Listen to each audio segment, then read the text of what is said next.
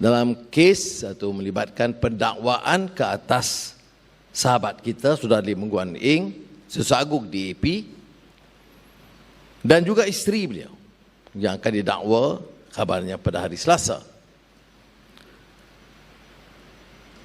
Ada orang mengatakan ini merumitkan kerana keadilan itu tegak sejak tahun 1998 dengan laungan reformasi menolak rasuah dan penyalahgunaan kuasa. Sekarang ada pendakwaan. Sebab itu bagi saya siasatan tidak ada masalah. Tanpa kecuali SPRM harus punya wibawa, ketelusan untuk menyiasat apa saja dakwaan dan tuduhan. Tetapi kita harus pastikan bahawa tindakan-tindakan itu bukan bermotif politik, bukan berbentuk penganiayaan. Malah dalam kes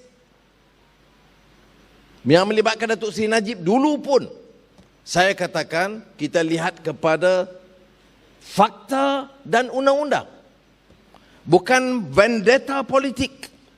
Kerana kadang-kadang laungan beberapa tokoh masa itu tidak lain dari kebencian demi kebencian ulang-ulang. Padahal bagi kita harus lihat kepada fakta dan undang-undang seperti mana yang diputuskan oleh hakim. Jadi ada orang samakan, Saudara Lim Guan Eng belum dihukum. Jangan samakan dengan kes yang dihukum berdasarkan fakta dan hujah serta undang-undang. Saudara tentunya tahu, saya bangkitkan pada malam ini bukan kerana Lim Guan Eng itu sahabat setia. Kita ikuti perjalanan. Kita tidak pernah pertikai soal siasatan, baik rumah atau terong. Dalam kes rumah, saya pernah sebut cara terbuka dulu. Saya lihat rumah semua menteri, semua pemimpin dulu dan sekarang, dan rumah yang milik Lim Guan Eng itu adalah di antara yang sederhana, lebih rendah kategorinya daripada semua rumah-rumah yang lain. Tetapi dia melibatkan pendakwaan. Sekarang kes 2011 yang mengikut urusan tender terbuka biasa yang melibatkan kerajaan China dan kerajaan Malaysia, tanda tangani oleh syarikat dan dihadiri oleh Ketua Menteri pada ketika itu Lim Guan Eng di hadapan Perdana Menteri Tun Mahathir dan juga Perdana Menteri China. Satu perkara lain yang disebut berulang kali oleh para peguam, pendakwaan kes rasuah yang tak sebut rasuah. Tidak ada jumlah, saya tidak tahu kemudian. Tapi saya membuat ulasan berdasarkan kertas pendakwaan yang saya baca. Ada pendakwaan kamu rasuah. Rasuah ini kerana dikatakan dia minta 10%. Wangnya belum ada. Malah kalau ikut kenyataan Saudara Lim Guan Eng, sepanjang siasatan itu, beliau tidak pernah ditanya di mana wang disimpan, berapa yang diambil, atau disemak akaunnya, atau di rumahnya, dan lain-lain. Saudara, ini membimbangkan kita tentang proses hukum di negara kita. Jadi saya oleh demikian bagi pihak keadilan dan tentunya selaku pengurusi Pakatan Harapan, kita tidak boleh berdiam diri. Apakah kita tolak ansur dengan rasuah? Tidak.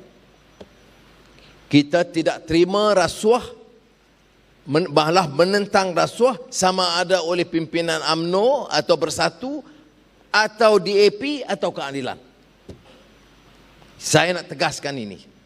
Jangan orang anggap kita nak remehkan. Kita mahu tindakan diambil kepada musuh-musuh politik lain dan ringankan beban terhadap kita.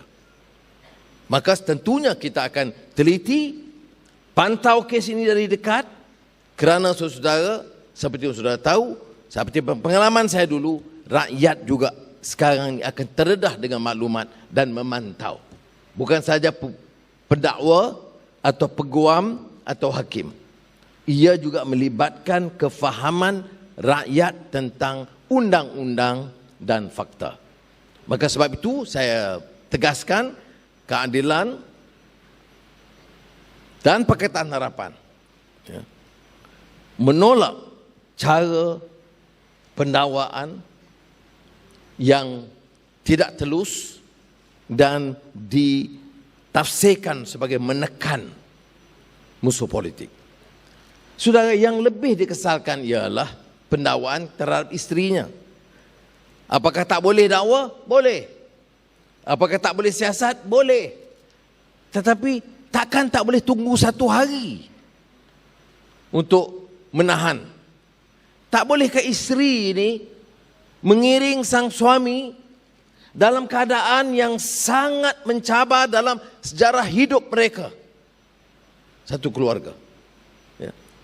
Ya, nak tahan. Walaupun tangkap, saya tak faham sebab kes yang lebih besar tidak ditangkap dan tidak letak ke dalam lokap. Jangan banding kes saya itu istimewa. Tetapi saya rasa sangat sedih bila suami dihadapkan di mahkamah dengan pertuduhan yang besar dan isteri ditahan pada masa yang sama, padahal boleh tangguh 1 hari sudah, 1 hari, bukan nak lepaskan. Inilah malangnya keadaan dalam negara kita, saudara. Janganlah kita lihat ini dari sudut parti, lawan ke kawan ke, tetapi pertimbangan kemanusiaan ini harus ada. Apa pengajarannya kepada kita? Seandainya kita berkuasa sekalipun, janganlah hilang tunggak keadilan dan kemanusiaan. Itu pengajaran kepada kita dalam keadilan juga. Tunggak keadilan dan kemanusiaan, kerana itu juga tunggak parti kita. Jadi saya pada peringkat ini minta semua ahli-ahli keadilan memantau, menjelaskan, tentunya mengikuti kes. Saya tidak mau dikatakan prejudge, ini lawyer civil saudara.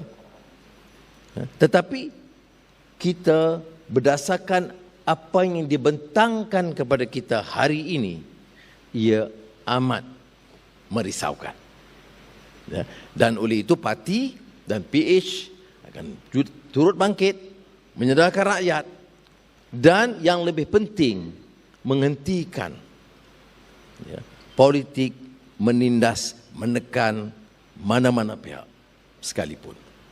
Saudara, terkait dengan soal ini, yang lebih besar, kita lalui pendakwaan terpilih, penekanan, penyalahgunaan institusi yang menyebabkan kita tuntut reformasi ini. Sebab apa? Ini dah berjalan berdekade-dekade. Puluhan tahun kerja macam ini. Kalau tanya saya, sudahlah. Mari kita atur negara ini cara aman dan damai dan ikut keluhuran undang-undang dan menghentikan politik penyiksaan orang-orang yang tidak senang dengan kita. Bagi saya, enough of this malicious, not prosecution, persecution in any form. We have gone through more than 2 decades of this process. Some worse, some less. But the system, the rotten system remains. Sistem yang bobrok yang zalim ini, yang kita tentang dari dulu, masih bertahan. Dan kita wajib bangkit tolak sistem yang korup dan menindas ini.